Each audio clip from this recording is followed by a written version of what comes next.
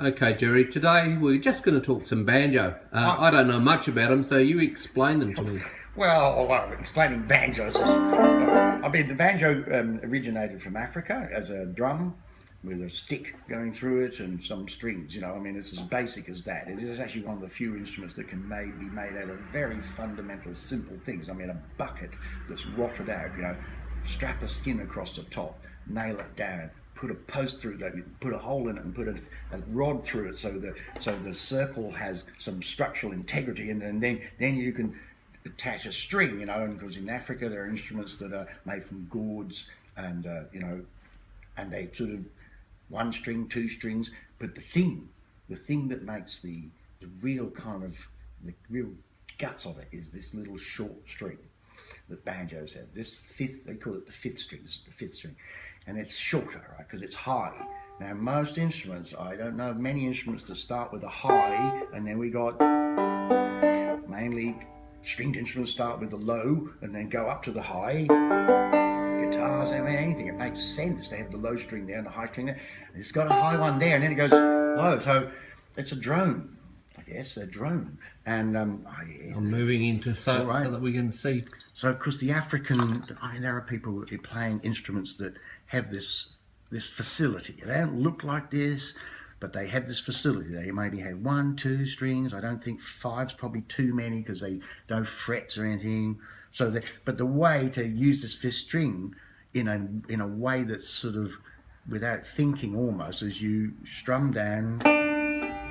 You got your index finger or second finger, any one, but generally it's the first finger like this, and you strike the strings down like this, and because with this motion, your thumb, you should adopt a kind of a position, and your thumb sort of lands on this string without even thinking, and then as you come back to hit another one, you clip the string almost incidentally. It doesn't feel, to me, it doesn't feel like you're not picking it at all. It's part of this claw, as they say. So you've got this. Now, I'm not a good exponent of this whatsoever. I'm a picker, but I picked up a little bit. And you can strum and hit one note, then you get more precise. To get more precise, this is really not easy. You pick these individual strings.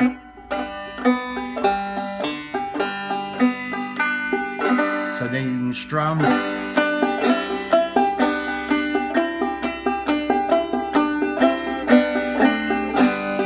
Pete Seeger was doing this with the folk, in a folk style, and he was pretty loose, and it's fairly, it's just a nice thing.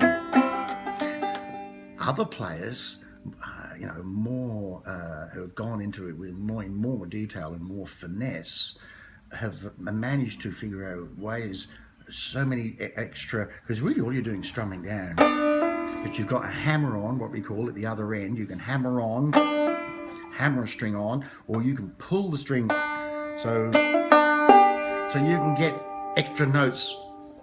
Apart from what you're doing here, you can get extra notes with the left hand.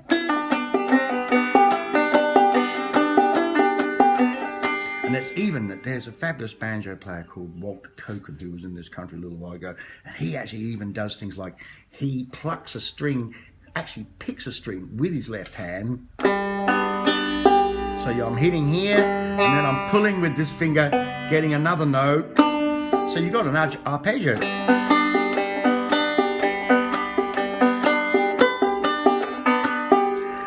Extraordinary stuff, there's so many things that can be done when people have this limitation. You find ways, is it a necessity is the mother of invention? You come up with something that's actually, how can I get another note? So that's the kind of claw style, and the fifth string for me is what really makes the banjo distinctive. The banjo got crossed with ukuleles and mandolins, dreadfully, I think. Mandolin banjos are pretty scary things. 6-string banjos, it's a guitar with 6 strings. Tenor banjos, shorter neck for playing jazz tunes without this fifth string. Irish tenor was a very short 17-fret instrument, which is generally played like a mandolin, fiddle tunes. the main thing is they're all loud. And of course, once the electric guitar arrived, then the banjo did fade a bit, and then it has a, it has a checkered history, to say the least, certainly in America. So, yeah. So, but then in in the late 1930s, a fellow by the name of Earl Scruggs. People were picking banjos. They weren't just doing this. That's very mountain Appalachian, really old style. People were, these things, you could buy these things in music shops, well, what do I do with this? Oh, it's louder, and then, people were picking, doing this sort of thing, strumming and whatever. But then Earl Scruggs, and he wasn't the only guy, and he never professed to be, because he was about the most modest musician the world had ever seen. I think he's just an extraordinary, lovely man who he took up. He said, well, look, instead of having two fingers, and you're working on get this thing going on, let's take the weight off this finger, and let's actually bring in the second finger. And so, I think these rolls, these are called rolls. So then you're playing a roll, and a roll would be, this is a classic beginning roll. So you're just playing a pattern, like a drummer plays drums, or paradiddles.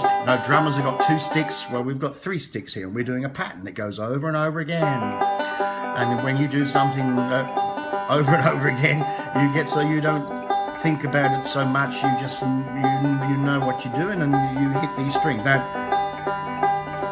that's fine. There's the pattern. Now, when you know a pattern really well, here's another one.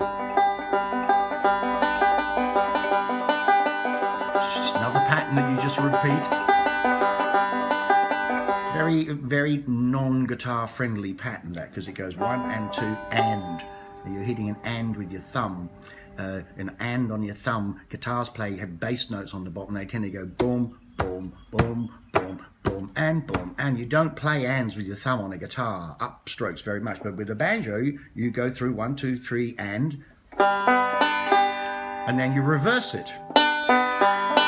It's actually very logical in a way. 1 and 2 and 3 and 4 and 1. And you can do that at great speed, as is evident when you listen to bluegrass music. But Earl Scruggs came along as a young fella, and he was looking at this and going, well, what happens if we go, because here we're playing 4 strings. We're playing on 4 strings. We've got 5 strings, but we're using 4. What happens if you go on to 3 strings? So Earl started doing this, and I think this is, and there were other guys that were fiddling with this idea. What you do is when you go on to 3 strings, you're playing the same amount of notes, but you're getting a different sensation, because you're playing a 8 notes, which is what we're doing here, 1, 2, 3, 4, 5, 6, 7, 8. On 3 strings, so you get what I call a sort of a syncopation or a pulse on one string. It's not da da da da da da da. Listen.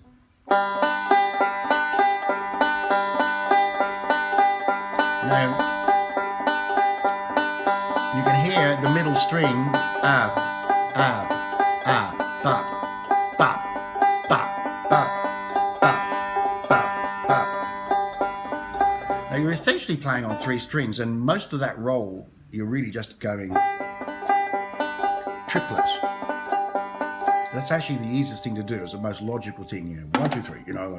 Like that. There's a natural go 1, 2, 3.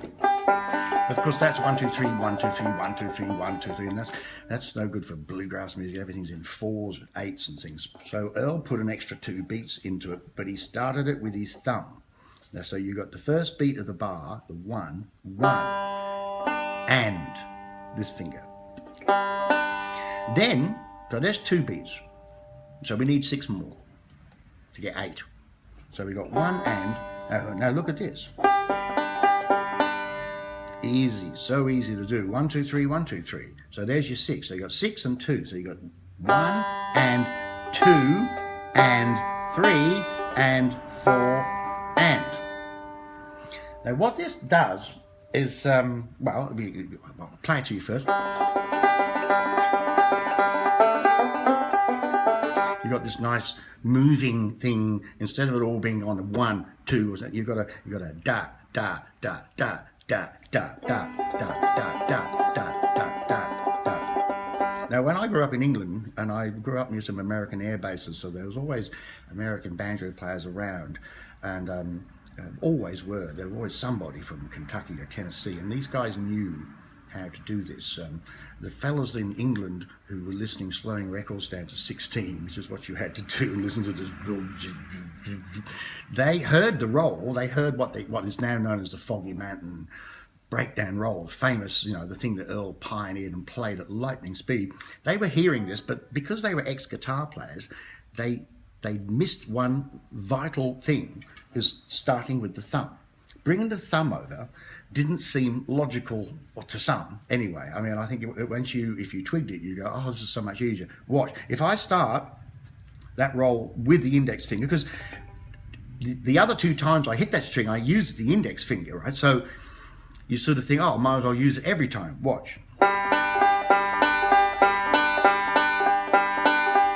It sounds exactly the same, but I'm rocking between, I'm going at the end of the roll, and 1 is 4 and 1, the first beat's it. Now this finger has to work very quickly. It's got to do this. Now that's actually very hard, and it'd be really impossible to play that at speed and make any sense of those 2 notes as 2 separate. It happens so quickly. To emphasize one more than the other, almost impossible. I wouldn't say it's not possible, but it actually is. It's a kind of a handicap if you haven't. If you do the thumb, 1, 1,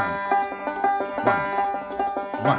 I know where 1, because the thumb is the dominant sort of digit. I mean, eventually with really good banjo playing, it's great to get everything even so you can do anything. But the thumb is a natural. And listen, look, And watch, my index finger's taking a little rest. Rest, rest, rest, rest.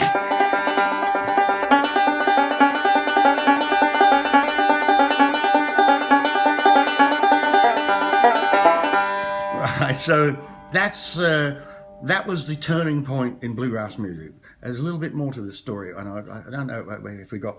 I'll get into the next bit. That's the Scruggs style, 3-finger style. Now, let's take a break there. Right, because I've got 12 minutes of footage. Oh wow, that's cool. That's big.